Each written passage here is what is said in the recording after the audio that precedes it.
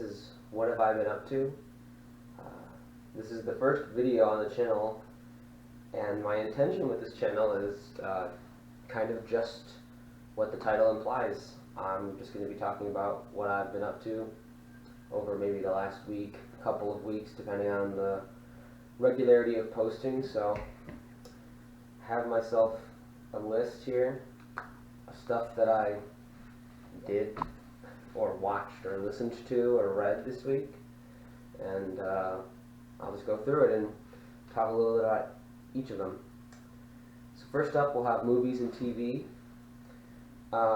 Finished season 1 of Severance, and honestly couldn't be more impressed with the story, the direction, the acting, the concept, the setting, all of it. It's a really, really great show, and I still remember watching the first episode, and the credits rolled, and the director, my jaw dropped when I saw that Ben Stiller, of all people, had directed that episode, and many episodes throughout the season. So that was interesting. But yeah, it's a great show. There's a lot of twists and turns. You know, it's really hard to tell where the plot's going to go, and just really, really excited for a second season, though I think we're going to have to wait for another year, maybe. Hopefully not. The other show I was watching is, I've been rewatching Adventure Time. Currently I'm on season 5 or 6, I can't remember. Because I've never watched the entire series all the way through. I tried at one point, and then I stopped like 30 episodes or so from the end of the series, so I've never seen the series finale. So just decided that I'll rewatch it all again, even though it's like 200 something episodes. So, but been really enjoying it, and the more I watch it, the more I realize how inappropriate it is for kids to watch. Probably there's a lot of really dark jokes even for a kids series, but it's great. I've just been falling in love with it all over again. Now for some movies. I watched Good Will Hunting for the second time. It's been a couple of years since I watched it, and man, that movie is just a tearjerker. Absolutely devastating emotionally. That's another one, like Severance, where I'm like, I can't believe that Ben Affleck and Matt Damon wrote this. That just seems so odd, and like not being of that time, like not being alive at that time, or maybe not aware of movies when I was like, 3 or 4 years old, and kind of knowing what I know about Ben Affleck or Matt Damon now and the kind of movies they're in nowadays, it just doesn't seem like the kind of movie that they would write. But it's written great. All the characters are superbly acted. I mean, and Robin Williams just like steals the show. He's incredible in that movie. So not much more to say about that. It's becoming one of my favorite movies. I think it's really, really good. The French Dispatch. That's a Wes Anderson film. It's probably the 5th or 6th one that I've watched, so I'm making my way through his filmography. But I really enjoyed it. I kind of wasn't super, looking forward to seeing it, but just kind of on a whim over the weekend, we turned it on during dinner, and I was just really captivated by how beautiful the production design was, and of course, the directions and the cinematography is typical Wes Anderson, but like I said, the production design really elevates all of that. Just they found a really beautiful town in France that they shot at, and the layers that the city allows, and the altitudes and all that kind of stuff. There's a lot of variation in the setting, and it's really interesting. I'm not sure what it means as a whole product, but I can't say I wasn't riveted the entire way through. I was really, really engaged in what was happening, and I just thought it was a neat concept for an anthology film. I've seen some other anthologies like Creepshow or the Twilight Zone movies, and they're kind of very loosely connected, and it's not all that it's thematic, but it's not all that logical, I guess. But this one makes sense. It's all the same characters, and they're all doing different stuff and telling their stories that they've written, the articles they've written for this last edition of the French Dispatch after the editor has died, and yeah, it's just really interesting. Fly, David Cronenberg's Fly, to be precise. I have not seen the original, and I don't really plan on seeing it. Maybe at some point in my life I will, but yeah, Cronenberg has been a director that I've been getting into recently. I first saw Videodrome, and I was so just like enthralled, I guess. I don't know any other words to say, but Videodrome really spoke to me for some reason. And then I went and saw Crimes of the Future in theaters, totally by myself. There was no one else in the theater, just kind of on a whim because I really enjoyed Videodrome, and I was like, maybe I'll enjoy this movie, even though it's like 40 years since that movie came out. But Crimes of the Future was equally interesting and intriguing to me. Although I've seen mixed reviews from people, but I really, really enjoyed it, to be honest. And then following that, I saw Crash, which, again, I think that's my favorite of all the ones I've seen so far, and wow, that's just a great movie. Then I bought Scanners. Haven't watched it yet, but I'm planning to soon. But then The Fly, they put it on HBO Max, and weirdly enough, they had The Fly 2 before they had The Fly, and I was like, oh, I'll watch The Fly 2, but I want to watch, the original first. I don't know much about it. And to be honest, this is the weaker. It's still good, but it's not as good as the other ones that I've seen from Cronenberg. The practical effects are awesome. Story was, it was very simple, so I wasn't expecting much. The acting was passable for the most part. I love Jeff Goldblum in concept, but not like in practice. Gina Davis was pretty great. I like her in a lot of, I don't really know a lot of her movies, but every movie I've seen her in, I enjoy her. And just, I don't know, it just kind of fell flat for me. It wasn't too engaging. It didn't hold my attention in the ways that his other movies that I've seen have, but I think it's okay. But still a good movie. Still would recommend to see it, and definitely I'm going to continue to watch his movies and see what I like and see what I don't, because there are some weird ones in his filmography.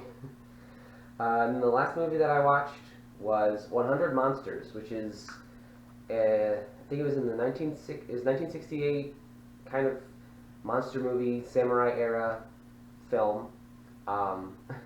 It's kind of a weird concept, and it other than the occasional like cool monster effect, it was really rather boring. I just turned it on a whim. I think it was yesterday I watched it, and it was okay. It was really weird, but like not in an interesting way, just more like I'm kind of bored of this way. It's only like an 85-minute movie, but for like at least 55 to 60 minutes, it's just people talking at each other, which is not what I want to see when a movie is called 100 Monsters. There wasn't close to 100 monsters. There was maybe 20 or 30 different varieties at the most. I'm probably overestimating, to be honest, but I don't know. Wasn't really for me. I heard about it because it was part of that Arrow Films. Like they have like a compilation of the yokai movies. There's 3 of them, and then additionally, The Great Yokai War by Takashi Miike, which is what I'm more interested in seeing. But that was part of that compilation, so I just thought I might throw it on and see if I like it, and I didn't really, but maybe I'll watch the other 2 and see if my opinion changes, changes about them. But all right, on to the music, and there's actually quite a lot. I was listening to a lot of music while I was reading this week, so and driving as well. So I'll try and go through these quickly. First off is a rapper by the name of Backwash, or I don't know if you pronounce the X. I don't know if it's like Hunter or Hunter X Hunter. But I'll just say Backwash. Her album God Has Nothing to Do with This, Leave Him Out of It, which I found out actually won the 2020 Polaris Music Prize in Canada. I think I'm right about that, which is pretty cool. That debut album from a kind of up and coming artist was given such an award, I should say. This was pretty good. I enjoyed it. It was really short. It didn't overstay its welcome, and maybe even understayed its welcome a little bit. But lyrically really dark. The production was interesting and equally dark. Kind of industrial, but still had like a good energy about it. I'm not really familiar with like industrial hip hop or just industrial music in general. It's not really my typical go-to, but this was good. And then in a similar vein, I guess I was kind of like, like conceptually, like weird, off-kilter hip hop was kind of my flavor of the day. So I listened to JPEG Mafia's Veteran, which was my first time listening to that album as well, and that was a really interesting album. Lyrically, he kind of goes back and forth from like the typical like macho tough guy shtick, and like strange internet references, like to like NeoGaf or like Mike Seatown, which I don't think he's a very popular dude to know. But yeah, I mean, it was the production was really the star of the show to me. Although I think he did rely on like the machine gun drum beats a little too much. It kind of got grating by the end of the album. But overall, I came away with a really positive opinion of it, and I'll re-listen to it soon and see how my opinion evolves from there. Following that, this is a great album. I've listened to this album dozens of times probably. Black Dresses, Peaceful as Hell. So it's kind of, I think that kind of jumps a little bit away from the industrial, like glitchy hip hop into like industrial glitchy pop, rock, metal. They kind of encompass a lot of different genres. I'm not sure if they're considered hyper pop or something else, but yeah, they're great. I mean, this album is, I've been listening to this not like pretty much once a week for months. It's really good, like almost all the way through. It kind of it kind of dips in the middle a little bit, but the rest of, like, aside from like a couple songs in the middle that I'm not crazy about, everything else is phenomenal. It's like it's just really strange amalgamation of a bunch of different genres and ideas, but it all comes together in a really unique way. And yeah, it's something that I think everybody could appreciate if they kind of have a bit of a weirder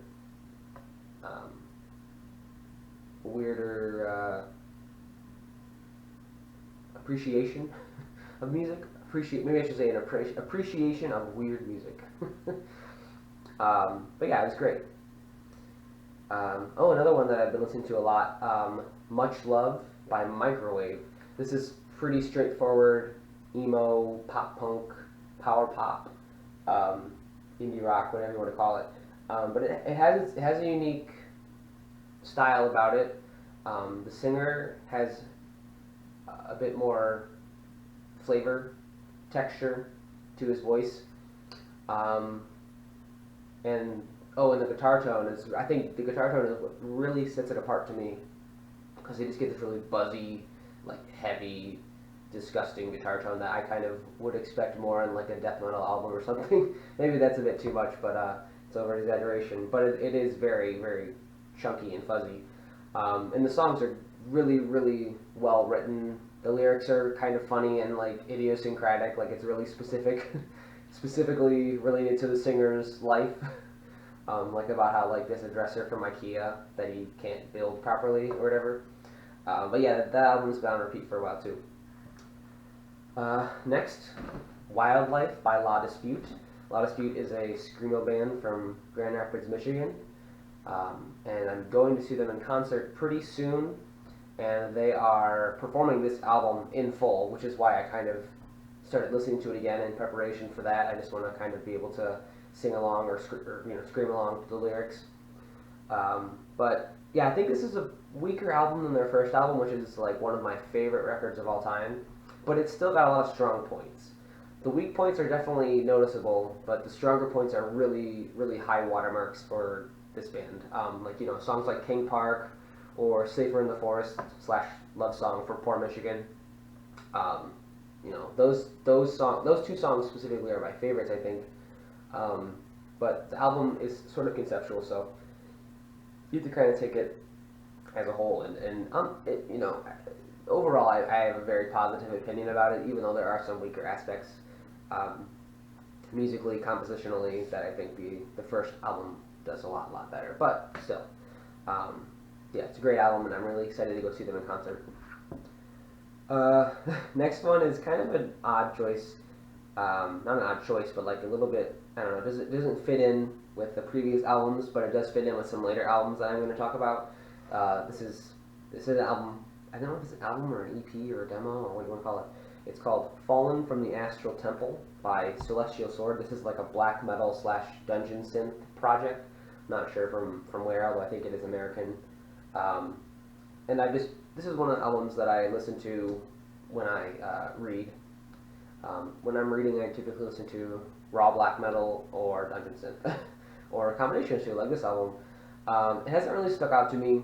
It's kind of in the background, doesn't really pull my attention, but to be fair, haven't listened to it, you know, without having read it, or not read it, without having been reading while listening to it. So maybe I should give it a go without, like, while I'm driving or you know, focus my attention more on it. But for now, it's just kind of okay. Next up is Brutalism by Idols. Last Bandcamp Friday, I bought a couple things, and one of those things was the CD copy of this album. It was recommended to me by a coworker, and I had listened to it once a couple months ago, and I wasn't, you know, I enjoyed it, but I was like kind of, I think at the time I just didn't get what they were going for. And then, funny enough, they showed up on my TikTok For You page, like the actual band account, and like, you know, a video they had posted, and it kind of reignited any interest that had waned. It reignited that, and I threw it on in the car driving to work one day, and yeah, I was into it. This is a great album. It definitely has like it's one of those albums where you have to like take some time with it if you're not used to the kind of weird lyrical, rhythmic, noisy stuff that they're doing. But yeah, I am really enjoying it. I can't wait to get it. And I'll probably throw it on while I'm doing some stuff. So yeah. Next up is a softer album. This is Stranger in the Alps by Phoebe Bridgers. First listened to this maybe a couple weeks ago, and man, I just have been listening to it so much lately. It's great. Her voice is amazing. Her lyrics are, it's really sad music, but man, it like really hits home. It's very emotional and it's very personal music, you know. She writes very in detail about things she's experiencing in her personal life, her romantic life, and kind of putting it all out there. It's like pouring out onto like a diary page or something, but it's not a diary. It's an album. So, yeah, one song in particular, "You Missed My Heart." I listened to it and I was like, man, this is an incredible song. Like, I was like, holy cow. So I started to try and learn it on guitar myself, and through doing that, I had found that it was actually a cover by another artist that I enjoy, Mark Kozilek, or Sun Kill Moon. I really enjoy Red House Painters as well. But yeah, I was like, you know, reading the lyrics again, I was like, oh, it makes sense. This is a Mark Kozilek song because it is kind of his style. But it's one of those things like, you know, Trent Reznor wrote "Hurt" for Nine Inch Nails, of course, for his own band Nine Inch Nails, and then Johnny Cash covered it, and there's like a quote of him saying like, you know, I wrote this song, but this is like a Johnny Cash song.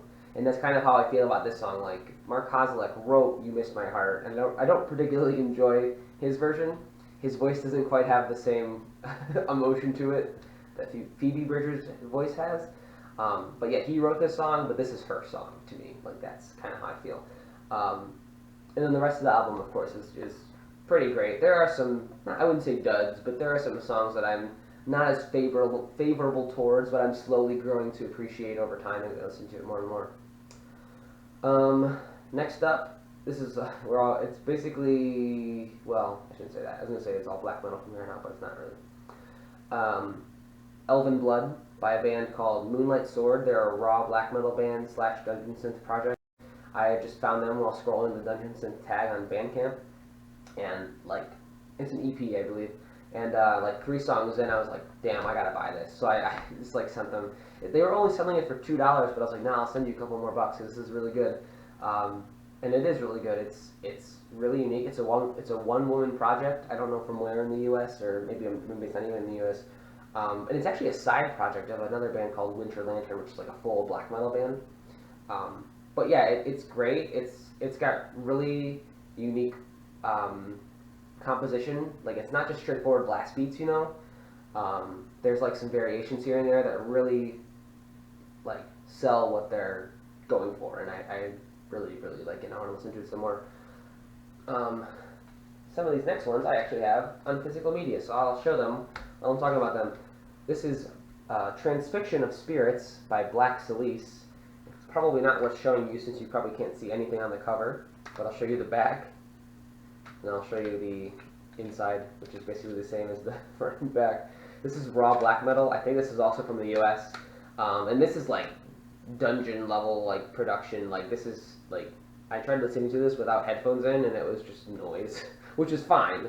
But I want to have like better audio experience, so I have to put headphones in when I listen to it. I can't listen to it like in the car, or like on my stereo or whatever. But it's really good. Like it blends into the background in a good way. So I listen to it while I'm reading all the time.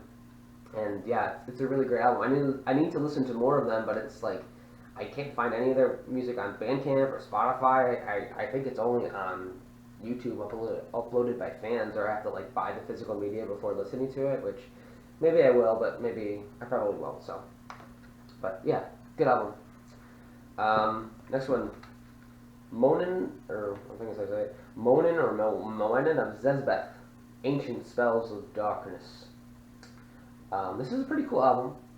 It's black metal. It's like mid-tempo black metal. There's some pretty neat parts, some pretty cool guitar leads. Everything else is a little bit by the numbers, but like not in a bad way necessarily.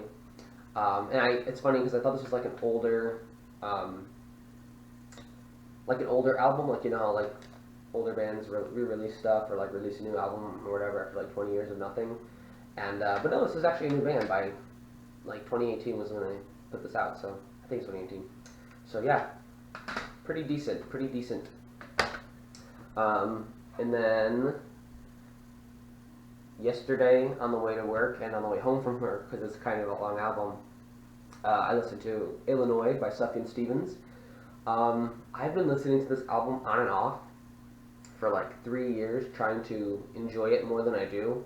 And so I think at this point I'm just going to listen to the songs that I like, because there's like some songs that are really good, like Man of Metropolis, Steals Our Hearts, and of course Chicago, and John Wayne Gacy Jr., and a couple others.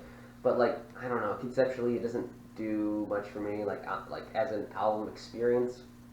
It's not, I don't know, it's just like not speaking to me in the same way that other indie folk projects have, but still, it's good. I mean, people should listen to it and see what they think, because I think a lot of people would enjoy it more than I do, but, you know. Alright, and finally, the last of the music, this is Primeval by Venom Prison. This is, I guess they're considered deathcore, but I don't particularly consider them deathcore in the same way of like a Suicide Silence or like a early Bring Me the Horizon or whatever. They're more death metal than they are core. But I mean, there's still breakdowns and stuff, but they do it in a way that is unique to them. It's melodic. It's somewhat technical. It's more progressive than a lot of deathcore is. Like, I don't know, the composition to me is the high point for this band. Their songs just kind of like very naturally evolve over their runtime, and I don't know, it's just really, yeah, I love all their work. I listened to all their albums. I love all of their work. This is probably their weakest effort to me, but I think it's partially because it's like, I don't know if it's even re-recordings, but it's a re-release of like older demos and EPs, and then 2 new songs, which new songs are like awesome. They're incredible. But the older songs they're more deathcore than their later stuff. But you know, I excuse it because this is a great band. So okay, that's all the music I have. And next, so we still have board games and books to talk about, but that'll be quick. So last week we got together with my coworkers and we played a couple games. One was called Just One. This is a pretty popular game I've heard a lot of people talk about. It's a pretty fun party game. I think the more people you have, the better. We kind of had like maybe 4 or 5 people playing, which is a lot to be fair. But I think even more would make it more fun because there's more likelihood to like cancel out each other's words. I realized I didn't explain how to play the game, but too bad. I'm not going to explain it. It's going to take too much time, and I've already taken up more of your time than I should. We also played Monikers. This is the classics box. It got kind of squished in the mail, but that's fine. This is a great game. It's very simple. I mean, this is just charades. You probably don't even need to buy this. You definitely don't need to buy this to play it. But I don't know. Just it wasn't extremely expensive from where I got it from. And it was a lot of fun. It's just charades in 3 rounds, and there's like increasing difficulty as the game continues. Oh look, that's funny. We were just talking about him. But yeah, it's a very fun party game. I mean, you can take this anywhere. You can take it to parties, weddings, funerals if you want. I'm not gonna stop you. And the last game I played is the last game I played was with my fiance. It's been a game that I've had for a while. I bought it on Board Game Geek Market for pretty cheap, which I was excited about. I got recommended it by Shut Up and Sit Down. They had a really positive review about it a long time ago that I was like binging their reviews when I first discovered them. And we played it. I'm not sure how she felt about it, even though she kicked my butt. But yeah, this is Gugong, or I'm not sure how to say it, but Gugong. It's a worker placement style game. Kind of a deck builder, like a soft deck builder, but I would still say it's a deck builder. Basically, you're like nobles in ancient China, or imperial China. I don't know if you call it ancient China, like in the 1500s China, basically. And you're using gifts to bribe officials without like bribing them. Like you're exchanging gifts, you know. And it's a really fun game. I really enjoyed it. I think it's not the best played at 2 players because the card, like, the way it works is that to take an action, you have to play a card that's higher value than the one that's on the board. And I think with more players and more card swapping, it would be better. But it was still a lot of fun. And it's like one of those games to me that's like, it looks intimidating because there's so many components and the board. I'm not going to get the board out all the way, but the board is just like so full of detail and stuff. It's a lot to take in. But it's actually very straightforward once you read the rules, or like I did, you watch a video about it. But yeah, I'm going to play that again, hopefully with a bigger group of people. I can play up to 5. And I can even play that by myself too, so maybe I should do that. Alright, lastly, some books. I have all of these physically. First, we'll talk about The Wealth of Nations by Zach Cope. Or sorry, The Wealth of Some Nations. The sleeve, or not the sleeve, the spine just says The Wealth of Nations, which is the name of the Adam Smith economics book, but this is actually The Wealth of Some Nations. And this is also an economics book as well. It's about the mechanics of value transfer and imperialism / like colonialism, and the specific numbers of it kind of go over my head. I'm not an economist, you know, by any means, but the like political side of it, where it's more of a, or the historical side too, that really, it was a lot. It was very informative and very, very detailed, like probably more detailed than a 200-page book has any right being. And it took me a long time to get through this book. But it was, yeah, I mean, it's posed a lot of questions for me about consumption and how things work and how things run.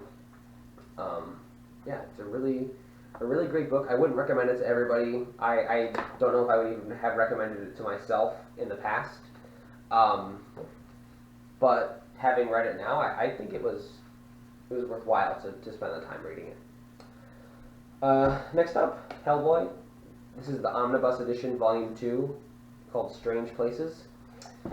Hellboy is a series that I've enjoyed since I was a child, but I hadn't read the graphic novels until very recently, like in the last year. half or so. I loved the Del Toro movies.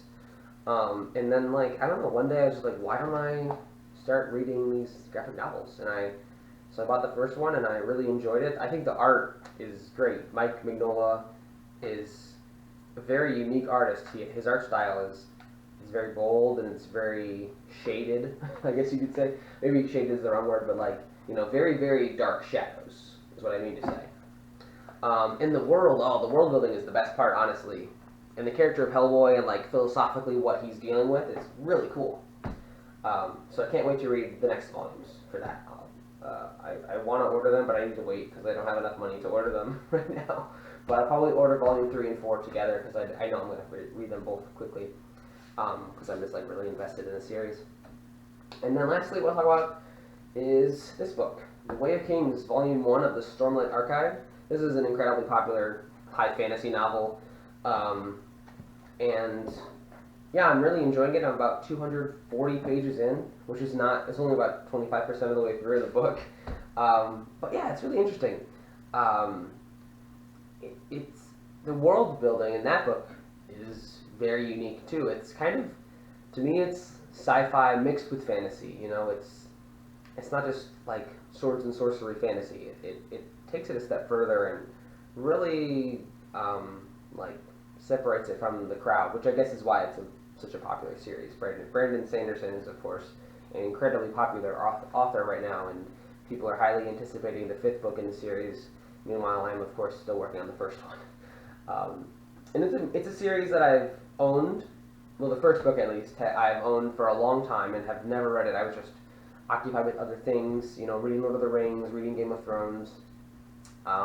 But now that I've started it, I'm really excited to read more.